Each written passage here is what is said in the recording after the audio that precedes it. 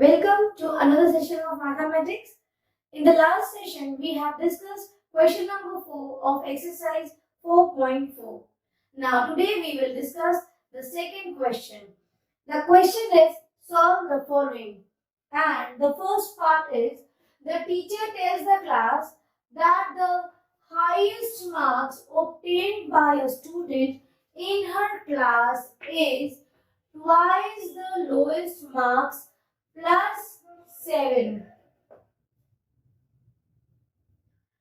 Highest marks is 87.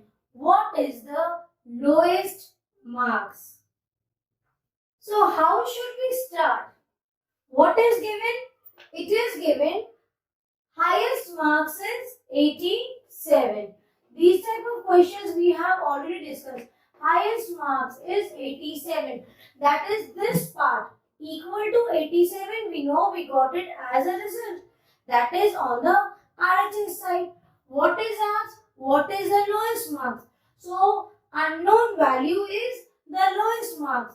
So we will write let the lowest marks be x. Correct? So we will move from the unknown value. Now after that, connect it with lowest mark. Anything else is given? Yes. It is given that the marks obtained by a student in her class is twice the lowest marks plus 7. See children, I told you yesterday also, whenever you have the unknown value connected with some terms like addition or directly multiplication, so we will move to that part. Here we have two things, twice the lowest marks plus 7. So what should we do?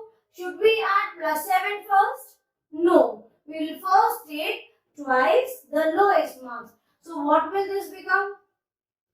Twice the lowest mark. What is lowest mark for us? We have taken as x. So that means 2 into x. That means it is 2x. Now again move twice the lowest mark. This much we have explained it in terms of equation plus 7. So twice the lowest marks and write down what is left plus 7. That is 2x plus 7. And highest mark is, what is it given? 87. So write down highest marks equal to 87. So what will be the equation?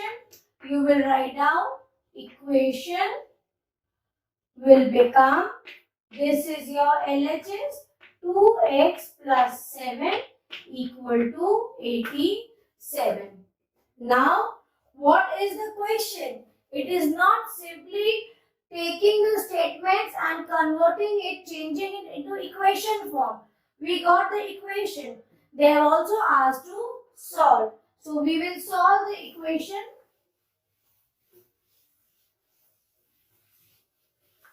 Now, your heading will be solve. Now, what we have to solve? We have to solve 2x plus 7 equal to 87. Now, here you can see the constant term. So, we will transpose this. So, plus 7, you will write down the statement. Plus 7 from which side? From LHS.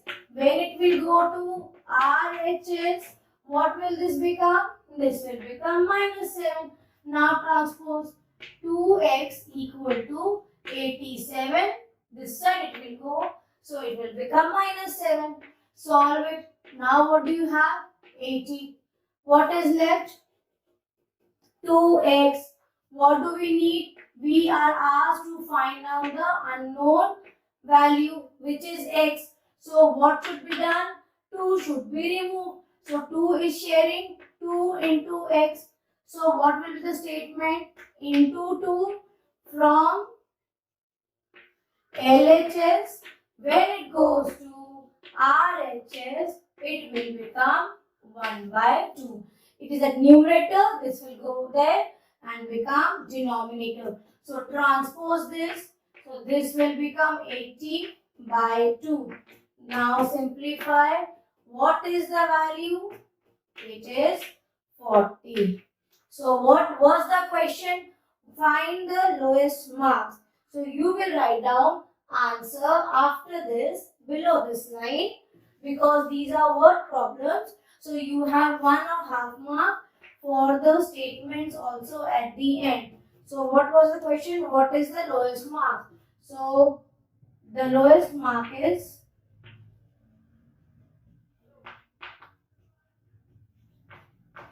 40. So here is the solution for second question's A part. Now we will do the B part.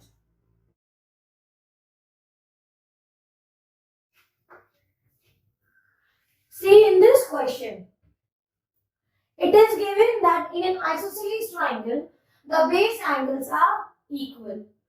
The vertex angle is 40. So let us first draw a triangle. And when it is an isosceles triangle, what do you mean by isosceles triangle? Iso means two. That is, two sides are equal. Now here, which two sides we are saying? The base angle. See, this is the baseline. So this is your base angle. These base angles are equal. So if this angle, we don't know if it is x. So this angle will also be x, because they both are equal. And the vertex angle here, this angle is 40 degrees. What are the base angles of the triangle? That means this is already given, it is 40 degrees. You have to find out, and by measurement of these two angles, how should we start? The first thing is, what is our base angle? So we will take it as some variable. So write down, let the base angles be x. Okay, any variable you can take. Now, vertex angle is 40.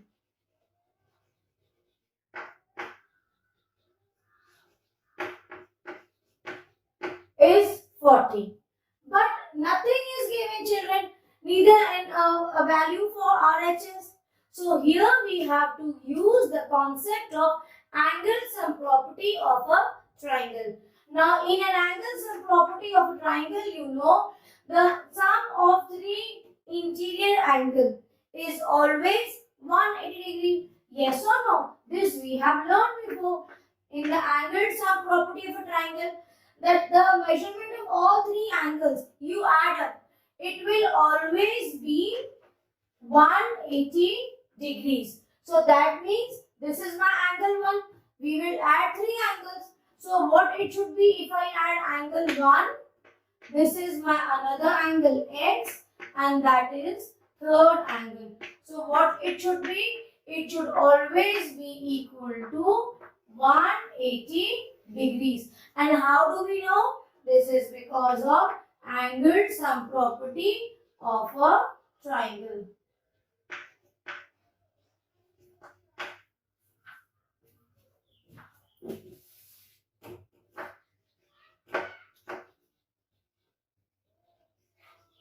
This is why it is equal to 180 degree. Now here we can add these two, x and x.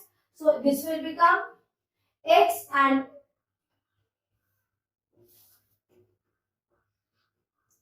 now see here we can add these two, x plus x. See, 1x plus 1x. No number, that means it is simply 1. So 1 plus 1, it is 2x. So this will become 2x plus 40 is equals to 180 degree, and this will be your final equation. Now we have changed the statement to equation form. Now we need to solve it. Copy the solution till here, children. Now let us solve.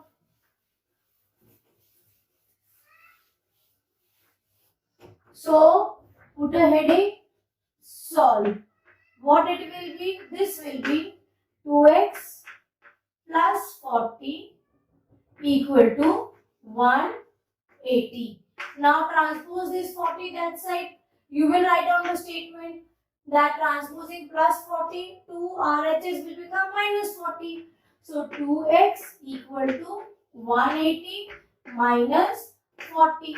So 2x is equals to 140. Now they are sharing what? Multiplication. 2x into 2 into x is 140. Now transpose this into x. So this is at numerator. When it will get transposed that side, it will become denominator. Correct? So we want to find out the value of the angle, base angle. So x is equals to 140 upon 2. So x is equals to 70. And also check what was the equation? X plus what should it be? Sum of three angles should be 180. Check 70 plus 70 plus 40. 70 plus 70, 140 plus 40. What is this? 180. And the sum total of the angle should also be 120. See, that is, it is the correct answer. Copy the solution. Question it is given that Sachin scored twice as many runs as Rahul. That means the comparison is made with Rahul. Together their runs fell too short of double century. Now this you have to understand. What do you mean by 1 century? When we talk about 1 century, it means 100. So here they are talking about runs. So 1 century means 100 runs. So when together they are playing, okay, both are batting.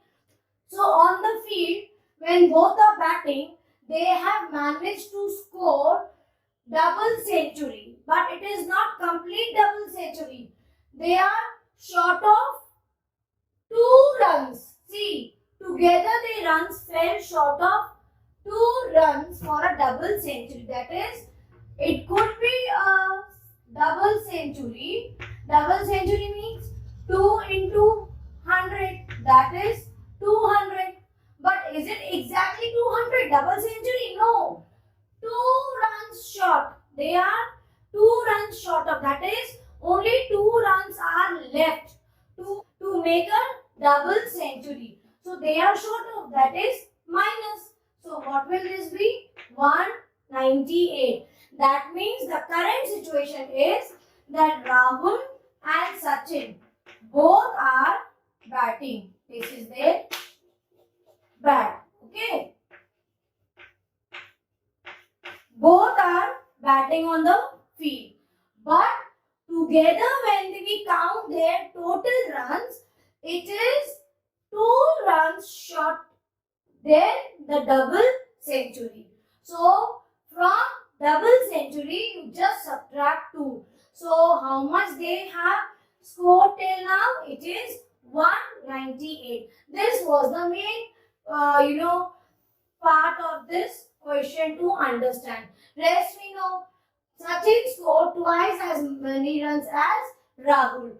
So they are comparing with Rahul. So what we will do? We will take, let Rahul's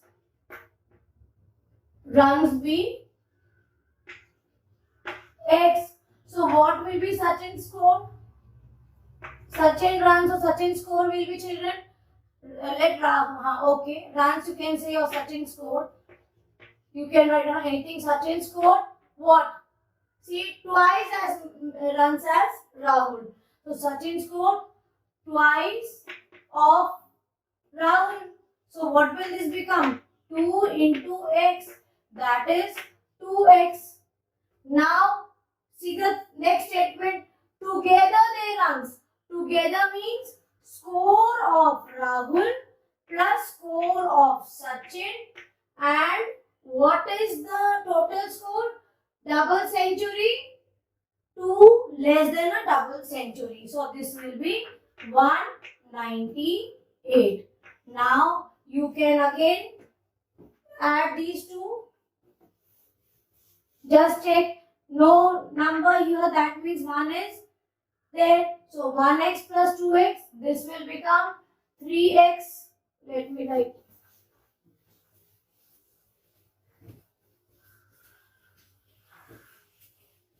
Okay, now see, till here we have reached that this is Rahul's score and this is Sachin's score. It was given that Rahul has scored X runs because they are comparing this Sachin score with Rahul, and they have told that Sachin has scored twice that of Rahul. Now total, see, x plus x, I told you it will be 3x is equals to 198. This is the equation. Now let us solve the equation. Here it is very simple. 3x into 198. So 3x means 3 into x is 198. Now we will transpose into 3. So into 3 from LHS, when you will shift it to RHS, this will become divided by 2, or you can say numerator will become denominator, and x is the value which we want to know. So 198 upon 3. 3 ones are 3 6 are 18, 3 6 are 18. So x is equals to 66. Yes, but what is x? X is Rahul's score. So write down. Rahul's score, it was given, we have taken x. So it will be 66 runs. And what about Sachin's score? Sachin had scored how much? It was twice of Rahul. So Sachin's score was 2 into x. That means 2 into 66. That is 6 12 carry 1. 6 12 3 carry 1. 132. Yes. So also cross check the total score. Add Rahul's score and Sachin's score. So add 132 and 66 just to cross check whether our answer is correct. 6 plus 2 8. This is 9 and 8. See, wonderful. It is 198, and to make it a double century, they are short of 2 runs. Correct? So this is the